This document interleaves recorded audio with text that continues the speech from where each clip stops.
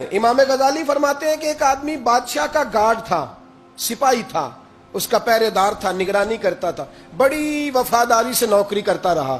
بادشاہ نے اسے تنخواہ کے علاوہ بھی بڑا نوازا۔ اسے بادشاہ نے بڑے الاؤنسز دیے، بادشاہ نے بڑا کچھ دیا، مکان دیا۔ کچھ سالوں کے بعد بادشاہ کو پتا چلا کہ یہ میرے لیے نہیں آتا تھا، اس کی تو میری کنیز پر نظر تھی، اس نے تو رات کی ڈیوٹی اس لیے لگوائی تھی کہ کنیز پر نظر تھی۔ تو امام فرماتے ہیں کہ بتاؤ پھر وہ بادشاہ اس کے ساتھ کیا سلوک کرے گا، وہ کیا سلوک کرے گا؟ تو لوگ کہنے لگے حضور لگتا یہ ہے کہ وہ نا 4-5 حصوں میں کاٹ کے تو کتوں کے آگے پھینکے گا۔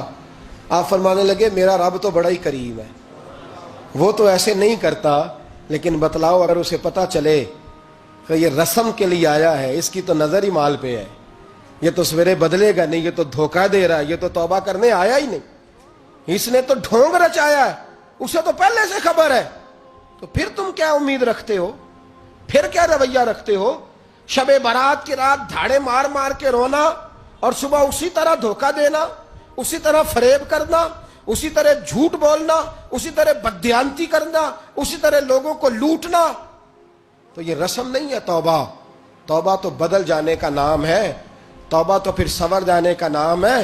توبہ تو اس طرح ہے جس طرح حضرت ابراہیم ابن ادھم نے کی تھی، وقت کے بادشاہ تھے، بادشاہ جب توبہ کی تو پھر ہر چیز چھوڑ دی، پھر مال لوگوں میں بانٹ دیا اور پھر ٹاٹ کا لباس پہن کر زندگی گزاری۔